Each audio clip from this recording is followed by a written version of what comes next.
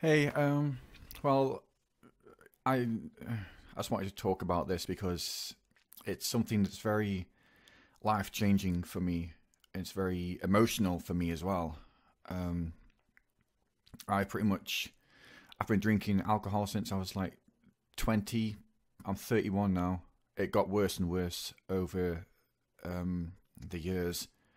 And even talking about it now is making me very, I mean, because today is a very big life changing thing for me, and right now I just feel like bursting into tears because it's like sorry, I didn't think it would be this emotional. I didn't think it would. Um, Pretty much, I grew up in a house that was pretty much domestic violence. My father was very, and probably still is. I'm trying to get not a nice person.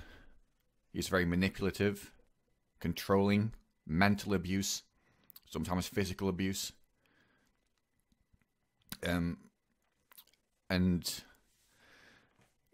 I didn't really leave. I ran away from him actually when I was like, I just turned 17, and I didn't run away for selfish reasons. I ran away because he would find a reason to argue with me, and then my mum would try to protect me and stand up for me, and then he would argue with her and end up making her cry. So, because he enjoyed bullying her, he enjoyed calling her a fat, useless, you know, bitch, pathetic, lazy, worthless. Pretty much made her feel that she was useless and pathetic. Everything that went wrong in their life was her fault. And it got to the point where she even blamed herself when her dad died. And when sorry, when I ran away from home, I started to see the world for what it was. I started to see the world in a new perspective. I lived with friends, lived in the YMCA once or twice. Didn't really know where I was going. My father wasn't much of a role model for me. I didn't really have a role model. So it started, the drinking started because at the age of about 20, I started to live by myself. And that's when it started to get really bad for me because I was alone. I had no friends. I was lonely, and I would look back at the past. I would look back on my life, and I would, from the eyes of someone who saw the world for what it really was, and I would look back and see the cruelty and the harshness and the severity of what I had been through, and more importantly for me at the time, and even now, what my mum was going through, knowing that I couldn't save her, knowing that I couldn't protect her from him. And that was really hard for me. And on top of that, I wanted to be normal. I wanted to be like normal people. And for me, normal people, they gamed all the time, they drank beer all the time. In my mind, that's what normal people did. And I wanted to be a normal person. I wanted to fit in. I wanted to fill that emptiness inside of me, that void, that darkness. So I started to drink. Not really bad to begin with. It didn't help that I was at university at the time either. And I think that's where it mainly came from. You know what I mean? Going out with friends and, partying and stuff. And then I left university. See, that's one thing, that's the thing. When you grow up and your life, your home, your very home feels like a prison, school is your freedom. You don't really care about learning. I mean, I started out in high school. I started out in the highest grade. I started out in the highest band, as they were called. But over the years, I ended up in the lowest band because in the lowest grade, I guess you could call it. I was in band 1, and then by the end of it, I was in the lowest one. They even made a new one with band 6, and that was because my home, my family life was like a prison. I would stay in my room all the time by choice, or because my father would make me stay in my room. I wasn't allowed out with my friends. I wasn't allowed to play with my friends. Towards the end of it, and this is where it gets really, gets really sort of, towards the end of it, I wasn't even allowed to play with my brothers and sisters. He wouldn't let me, play with them. He wouldn't let me, interact with them. He wouldn't let me go out with my friends. He pretty much made me feel like an outcast, like I wasn't wanted. He even told me once that I wasn't wanted, that I was born as a weapon against my mum's parents, so that he could prove to them that they can do what they wanted. She didn't even want to marry him, to be honest. She only married him because she conceived me. But he gave her false hope. She didn't want to stay at home with her parents. She felt trapped. She wanted her freedom, and he gave her that freedom. He said, "Oh, you can move in with me," So he mentally manipulated her into, thinking that it was the best for her. And that's where I come from. So then she felt forced to marry him. And, but yeah, my dad would make me stay in my room. And I'm just going to give you like a little snippet of what my father was like, and the sort of things that scar somebody's mind, push them to the point where they feel they have to drink.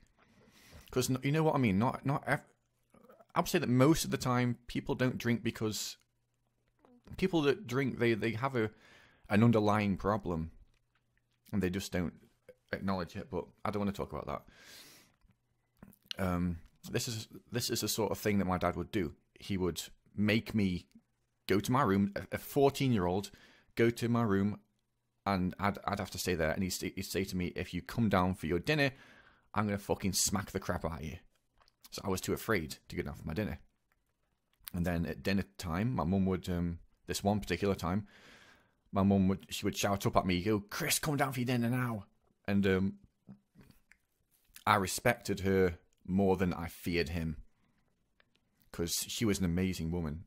She was truly, she might have been weak against him, but she had her own incredible strength. She endured a lot. So yeah, this one time my sister came up and she said, "Oh, your dad said you can come down for dinner." I was like, "Well, that's weird. He's not normally that kind." So I went down, and one of my favorite TV shows was on at the time. I was like, "Well, that's strange, because if my favorite TV show's on, he turns it off so that I leave the room, until I leave the room." And during that time, my brothers and sisters would be shouting at me, leave the room, we want to watch it." So I'd have to leave. And it was one of my favorite TV shows was on television at the time. I was like, "Well, that's strange." And so the dinner table was over there, and I walked towards the dinner table, and I'm the eldest son. And he's like, "Oi, come here." And he said to me, kneel at my feet, beg me to let you have your dinner, beg me." And I had to do it. I had to get on my knees and beg him to let me eat. And then he said to my brothers and sisters, "Look at this. This is your hero. This is the guy you look up to. Look at how pathetic he is."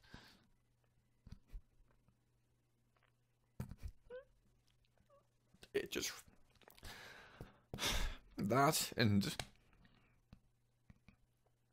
it has affected me in the long run, because I can't even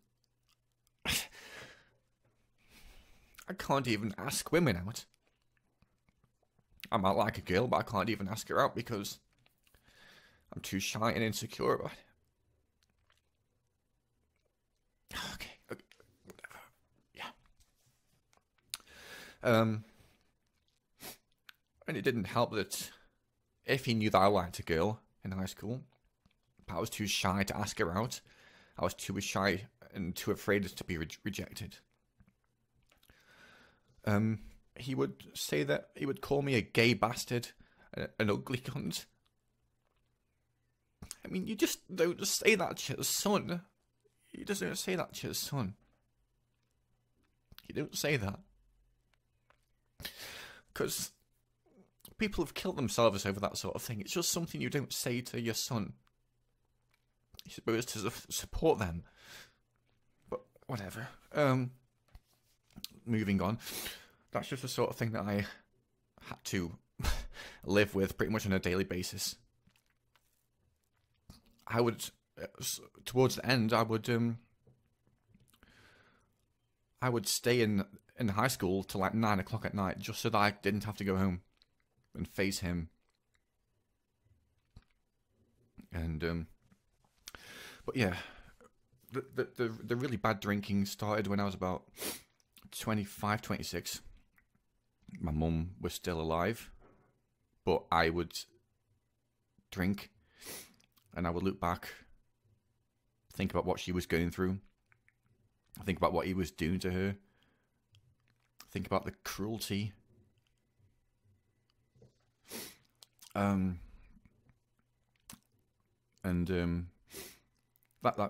made me really upset. The nights that I would cry my eyes out because I couldn't do anything. And even if I could have, wouldn't have made a difference, because he always said to her, if you ever leave me, I'm going to hunt you down and fucking kill you. So, sorry about the banging. That's the other thing that I wish to discuss. Alcohol related. That's one of the main reasons that I started to drink. On top of wanting to be a different person. But yeah. And then I would drink 3, maybe 4 litres of 7.5% cider every day.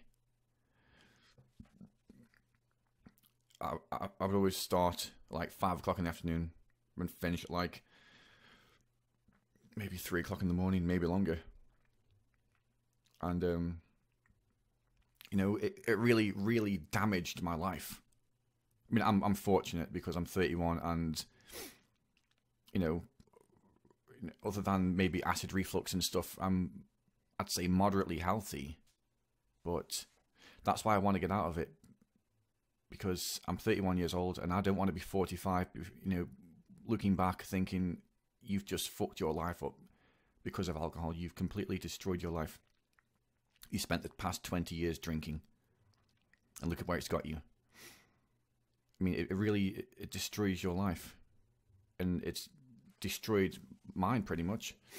When I was back then, I hardly ever. I'm going to be completely honest because I want you guys to understand how alcohol affects a person, from someone who has, I'd say, a victim, but it's self-inflicted, from someone that has, had to go through it. It affects you mentally. You become lazy. You have no motivation. You don't really bathe. Your sleeping is really bad. You can hardly sleep at normal hours. You hardly eat anything. I mean, back then I ate maybe 1 meal a day, if that. My flat was a complete fucking tip. Cider bottles everywhere, beer cans, trash. I couldn't even be bothered to take out the fucking trash. You know what I mean? My kitchen floor was pretty much littered in trash bags. That's how bad it was. And that's what alcohol did to me. I just stayed in one room all the time. I had a 2-bedroom flat and a living room. And I just stayed in the living room. I drank in the living room. I ate in the living room. I slept in the living room. The 2 bedrooms were just full of crap. Like old furniture. Just pretty much, not trash, but, just like old furniture and, stuff that you wouldn't find in a bedroom or a normal room. And it got so bad, guys. It was so bad. I had fucking carpet beetles. It was so bad. It was so bad what alcohol did to me. It was terrible. Looking back at pictures of myself, I was so skinny.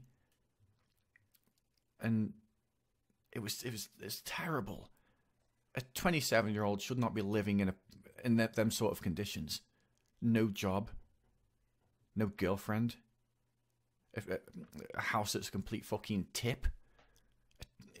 27-year-olds should not be living like that. No friends. That's what alcohol did to me, though. It completely... But it got worse.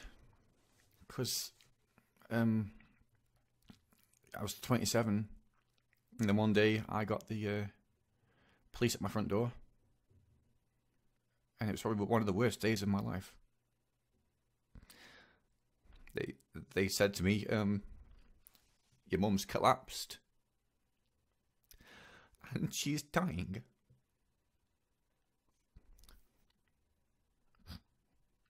And it was like somebody had taken a sledgehammer, written reality check on the handle, and smashed my heart to pieces. Smashed me in their fucking heart. I couldn't believe it. I kept saying to them, you have to save her, she can't die, she's my mum. Please, do something. But she was dying of cancer. And that's the other thing. She thought that she had cancer. She had a lump on her breast. So she went to my dad, because she was too weak to take herself, to the hospital. She had, like, a lot of illnesses, like lupus, rheumatoid arthritis, a slowly crumbling spine. And she went to my dad and she asked him to take her to the hospital because she was scared. And he's like, no, I can't be bothered. I'm too busy chatting up these American women on the internet. I can't be bothered. So she had to suffer in silence. And it ended up killing her. See, that's the thing, isn't it? That is the thing. How one person, how one man or one woman can affect you. Can still have such a hold over your life, so much damage over your life, even though you haven't seen them for like 10 years. It's incredible how one person can destroy your life so much without even being near you, without even speaking to you. And that's pretty much when the alcohol got even worse. I stopped caring anymore because I just stopped caring. And,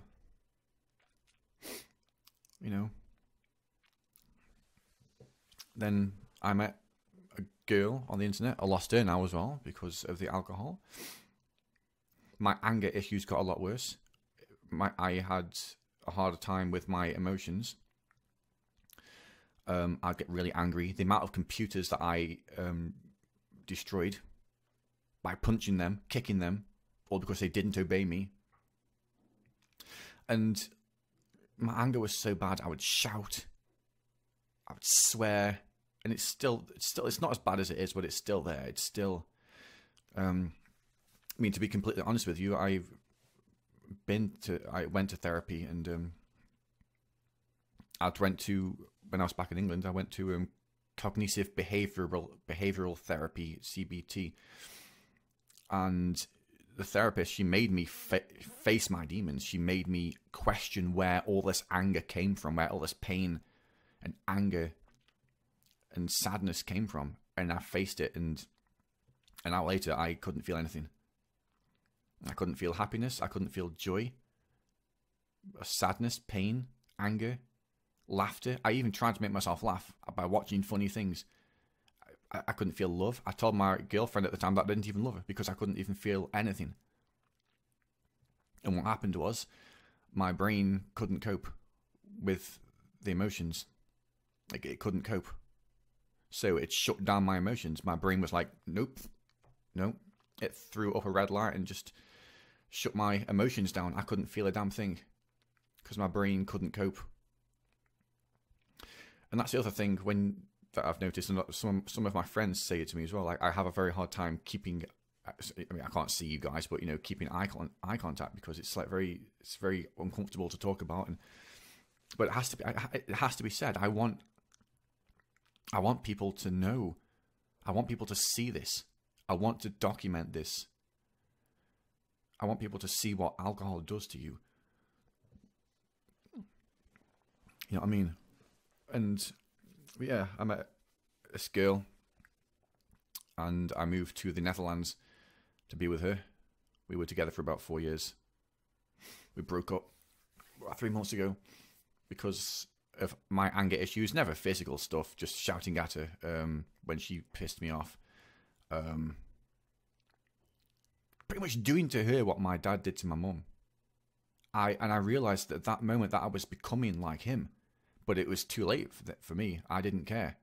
No, I did care, but I didn't care enough to do something about it.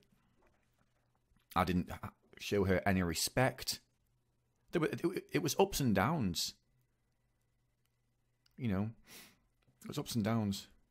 But towards the end, it got pretty bad. And I realised that I was slowly becoming like him. Like I was becoming like my father. And now, looking at it, the thought of a relationship terrifies me. It really scares me, because I don't want to get close to anybody in case I fuck it up again. In case I mess it up. And I'm going to end up alone again. That's what always seems to happen to me, guys. You know what I mean? I always end up alone. Yeah, I've got friends now, but, you know, I do have friends, but not many. You know, they know what I've been through and everything, but it still really is hard to talk to people about it. It really is. But when I met her, it got less. The alcohol got less. Like, I've drank maybe 5 beers, 5 half liters of beer a day, every day. Then it gradually got better. Maybe 5 beers 3 times a week, but then I would, towards the end, I would try to manipulate her into allowing me to have more.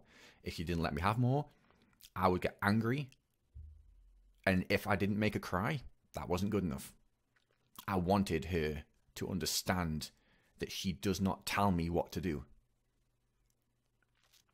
I can do whatever the fuck I want. And I'm just saying it how it is. I was very selfish. I didn't respect her. I didn't give a crap about her opinions. People would say to me, you know, maybe you've got a drinking problem. I didn't give a fuck. They had no right to tell me what to do. It's my life. I could do whatever the fuck I wanted with it. If they didn't like it, then they could fuck off. You know. And I've had random strangers asking me, do you have a drinking problem? Now and then. You know what I mean? That's how bad it is when random strangers see that you have a drinking problem. But yeah, I think, you know, I did go to a therapist recently, and they told me that I'm suffering from post-traumatic stress disorder from what happened in my past. I guess it makes sense. I mean, I used to. The other reason that I started to drink, in all honesty, is so that I wouldn't have the nightmares. And I'm being completely honest, so that I could sleep, so I could just spark out like that, sedate myself, because I would have nightmares. I'd have nightmares where I was back home. I was back home, and I would be trying to protect my mum. I would be violently fighting my dad to try and protect her. You know, we would be fighting like really bad, like trying to kick the crap out of each other, me strangling him for what he did to her and trying to protect her. And I'd always have dreams like that, you know what I mean, guys? I'd always have dreams that would manifest themselves into that underlying thing of me feeling guilt. And that's one of the main problems. Because I feel so much guilt that I didn't protect her, and if I did, she might still be alive. And I never got to say goodbye to her properly. And in my mind, she died thinking that her own son didn't give a shit about her. And I can't even tell her. I don't have any closure. I'm not religious, so I don't even know if she's out there somewhere or if she's just completely gone. And I have to live with this every day.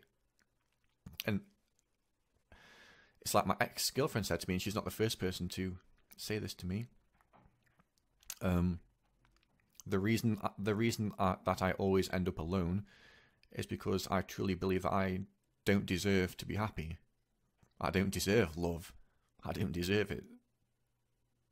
I don't deserve to be happy because I let my mum die. I watched her suffer. I didn't do anything about it, and then she died. I don't deserve to be happy. And at this point in my life, a lot of the time I think to myself, it wouldn't be such a bad thing. I've never thought about killing myself, but it wouldn't be such a bad thing if I grew old, alone, and died. That's what I deserve. I deserve to grow old, alone, and die. And I know that a lot of you guys are probably thinking, oh my God, these are such morbid thoughts, but that is the truth. This is what post-traumatic stress, domestic violence, this is what it does to a person. This is what it does to a person. This is why it drives people to drink. It drives them to do it to escape, so that they don't have the nightmares, so that they can cope. I mean, here's a little glimpse of the sort of nightmares that I would have. There was one night when I was like 11 years old. Another thing that I feel really guilty about. And my dad was drunk. Again, alcohol. My dad was drunk. He'd lost something. And he was a very, very impatient man. And I can see that in myself as well. Alcohol does the same thing to me.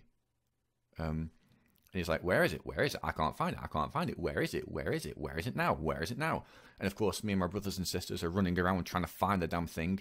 My baby sister, who was like 3 years old at the time, was crying her eyes out because she knew that if Daddy started talking like that, you should be shitting yourself.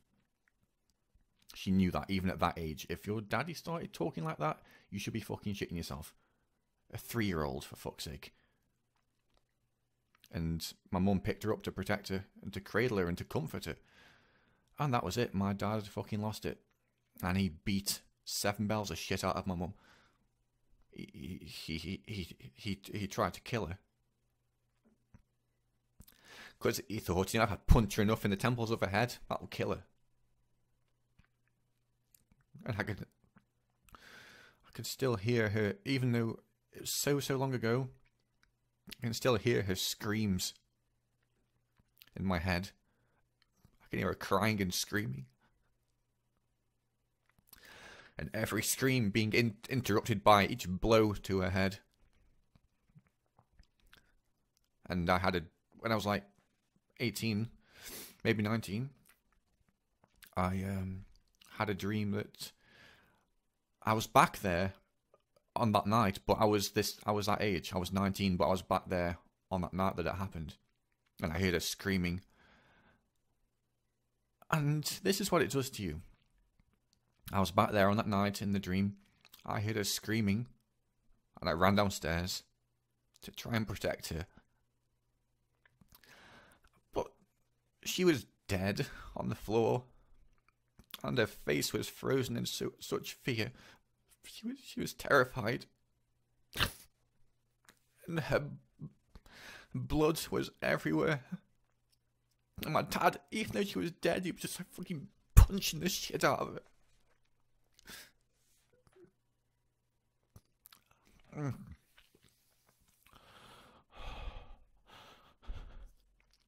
That's what it does to you guys. That's what domestic violence does. That's why it drives some people to fucking suicide. Because this is what it does. That's what drives people to drink. Because they can't cope. They see it as an escape. Well, I have to document this because I want people to see what it does. I want people to see what domestic violence does, what domestic violence does, what alcohol does to somebody. But yeah, got my medication today. I've got to take it in half an hour. Diazepam. It's just really scary because alcohol has been such a big part of my life, and now I've got to stop drinking like that for 3 months before I can start to get therapy to sort this shit out. I've got to stop drinking for 3 months and then get therapy. Again, cognitive behavioral therapy to help me to cope with all this pain and guilt and anger. So yeah, got to stop taking that, and I'm gonna keep doing this. I'm gonna what's it called? Document my progression, my downfalls, my highs, my lows.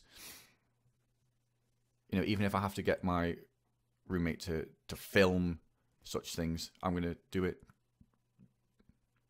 because I want to do this. I want people to see what it does firsthand. But yeah, it's some of the things that alcohol does to me. I will list them, and the post-traumatic stress and the domestic violence. I have extreme anxiety issues. I obviously have alcohol problems, anger issues, short temper.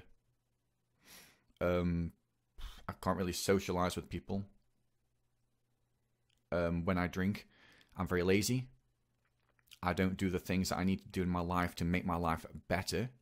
I don't do any of the things that I enjoy doing, like drawing, games design, music. All that goes out the window. I just sit in my room all day. Sometimes I don't even, well, not as bad as I used to, but sometimes I don't even change my clothes for like maybe 2 days, maybe even 3 days. I don't shower as much as I should. I know that a lot of you guys are probably like, oh my God, they're dirty. But I'm being honest. I'm showing you the purity and the rawness of what alcohol does to a person. I want you guys to see it, and I'm not going to say I don't care, because obviously I do. I'll say I don't mind what you guys think of me, because it's the truth. It's the raw truth. And people need to see what alcohol does to you. They need to see it. Like sitting here with like freaking 8 empty beer cans next to me. And it got to the point where I felt ashamed of it. I would buy alcohol sneakily and hide it because I felt ashamed of it, but it didn't stop me. Sometimes I could resist it, but most of the time I couldn't. So yeah, what else does it do to you? I eat once a day, maybe. Yeah, I'm not very sociable, like I said. And I know that I can be so much better. I know that I can be a much better person. I know that I can be a very vibrant, passionate person. But alcohol holds me back, and it's like a little demon. It is. It really is. I mean, today, knowing that I had to get this medication, I was so scared. I was so scared because it's like having a fight with yourself. It's like in this side, right? You've got this cage, and in that cage is your potential. It's the person that you can become. as the amazing person that you can become. It's caged up. And in this side, you have yourself, this fighting this alcohol, fighting this demon that's like, it's like taunting you and like saying, oh, come on, you know that you need me, drink alcohol, it makes you feel good. But it slowly, it holds you back, and it slowly kills you. You think that it's doing you good, but it isn't doing you good. And people try to tell you that it's not doing you good, but you won't listen to them. Because what do they know? You become very arrogant, ignorant, disrespectful. You don't care what people think. You think that they're doing it because they're out to get you. But they're not. And that's how it feels right now for me. You know, it feels like the person that I could be is caged up, locked up, locked away. And my past, post-traumatic stress, alcohol, all that, I'm fighting with that. And that's why it's scary, because it's like taking this is, this sounds really fucked up, guys, but this is how it feels. It feels like I'm killing part of myself. But I know that it's for the good. I know that it's for the best. But it's still there, and it's really scary. You know what I mean? Because I've become so dependent on it now. It's almost like I can't imagine my life without it. But I'm going to document it. I'll take this in about half an hour. But that's what it was like. I was at the therapists have their own doctor, and I was there today. And he said to me, well, you can either do it today, you can either do this today, or you can wait a week. And I was very hesitant. And I thought to myself, I think I might wait a week.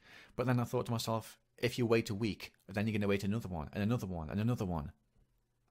And it got to the point where I had to say, no. Fuck you, alcohol. No, I'm not, no. And just bite the bullet. Just fucking put my foot down and say, no, no more. Fucking fight it, no more. It just makes me angry, thinking that something can have so much control over my life. And it's indirectly made me make such stupid decisions in my life. I want to sort it out now. I have to, even though I'm terrified. I mean, I know that I'm not as bad as, you know, a lot of people out there. They have it a lot harder than me. I'm not one of these people that's like, oh God, my life is so bad, it's so terrible. Because that's very selfish. That's very arrogant to think that. There are people out there that are living on the streets that drink alcohol because it's the only way of life that they have to escape. So I'm very fortunate, and I owe it to myself, and I want to do this before it's too late. You know, I'm 31 years old. I should not be living like this. My roommate's 25. I should not be getting fucking advice from a 25-year-old. You know what I mean? It's ridiculous. It shouldn't be like that. And the other things, I've noticed that when I drink a lot, I get pains in my limbs, like my ankle and my fingers and stuff, and that's what else it does to me. It's giving me acid reflux. Some days I drink so much that I'm in so much pain because I have so much gas from the alcohol inside of me, and it's so painful. Not often, but maybe once every couple of months, but I don't want that anymore. It also slurs my speech. I mean, I'm a moderately intelligent person. I'm pretty intelligent. You know, but you know, alcohol degrades that. I don't want it to degrade my intelligence, to make me slur my words. You know, I've noticed that even when I haven't drank for like 2 days, my words are still really like, you know. And to think it does that to you. I've got to get rid of it, guys. I've got to get out of it. I just hope that this has helped some of you, and I hope that I'm going to get better. You know, I'm going to try and get better, and I'm going to document it. I'm going to document my progression.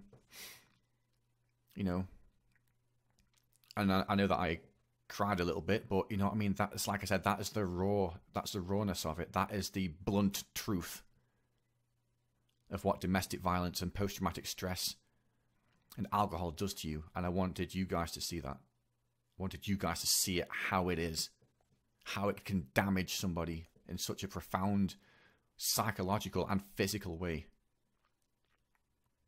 I've got to get over it. It's like my therapist said, I'm going to be the one that breaks the cycle. Because to my knowledge, my dad's dad abused him, and my dad abused me and my brothers and sisters and my mum. And I have to be the one that breaks the cycle. And my dad was an alcoholic. He probably still is. I don't know about his dad. Maybe he was an alcoholic as well. And I have to break the cycle. I have to be the one that says no. Because at this stage in my life, I don't even want children. I don't want to get married. I don't want to have children because I refuse to allow myself to subject people to this. I don't want to have children. I don't want to be a father like him. That's what I'm terrified of, becoming like him. I'd rather be like my mum. I mean, for the most part, I am like her. You know? But I think I'll do it for her as well. I think I'll do it for her. I want her to be proud of me. I want her to see what she made. I want her to be proud and to see the sort of person that she made me. I want her to see my strength. You know, my willingness to beat it, to not be like him. I want her to be proud of me. And I want to be proud of me. Maybe one day you guys will be proud of me as well. Because I hope this is a success story, you know. I'd like it to be. But anyway, I'll leave it there. So yeah, I'm gonna take my medication. Maybe with some coffee. Actually, I can't yet. I have to take it at midday. But yeah, I'll take my medication at midday. I'll let you guys see me taking it. I had one beer left, but I've given it to my roommate and said, just take it. I was tempted to even on the way back home, even at home, I had that underlying fear, that underlying feeling of, it's just one beer, drink it. It's only one beer. You'll be fine. Just drink it. It's all right. It's only one beer. That little voice in your head that talks to you and taunts you into drinking it. But I said to my roommate, just take it, get out of here. I'd go, just take it away. I mean, I'll be honest, again, at one point I even considered pouring it down the sink and be like, yeah, whatever. But I didn't even have the strength to do that. And I'm pretty certain I would have ended up drinking it. I'm pretty certain that I would have ended up drinking that last beer. But, yeah. And it's like, walking back home, seeing these women and seeing these guys just walking around whole happy and just thinking, it made me sad because I want to be like them. I want to be these people that, drink sociably, that don't rely on alcohol, and be me for once in my life. Just be me. And just be normal. But, yeah, anyway, I'll leave it there. Hope that this has enlightened some of you and maybe encouraged some of you. Because you know what, you guys, for the people that have gotten over alcohol, well done. I sometimes envy them people that don't drink at all or drink maybe once or twice a month. I envy them people. I wish that I could be like that. And I hope to be like that. So yeah, if you're one of them people, well done. Good on you. Awesome. You're fantastic. You're amazing, and don't ever forget that. And for the people that are like myself, struggling, I don't know what you guys have been through. all I can say is I'm sorry that your life is like that. I am sorry, because I know how much damage it can do from first-hand experience. But I hope this has encouraged you a little bit, and just know that you're not alone. There are people out there like myself who are going through the same thing, and I hope you can get through it. I really do. Please take some courage from this. Please do, because you've got to be determined. You've got to see alcohol as a demon. Like it controls your life. Don't let it control you, please, because it's only going to end in disaster. You're going to live a life that you don't want to live. You're going to be miserable, and in the end, it's just going to kill you.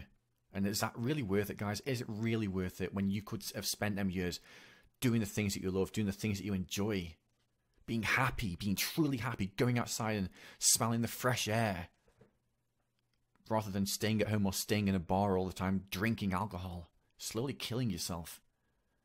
Just think of the potential inside of your heart. Just please think of that. Focus on it. That's what I'm trying to do. I don't know how bad it's going to be.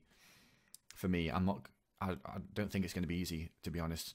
No drinking for 3 months. It's not going to be easy. But I'm going to try it. I'm going to try. I have to. Anyway, thank you for watching. Thank you for taking the time to sit and watch this. And thank you for allowing me to share it with you. And I will keep you updated.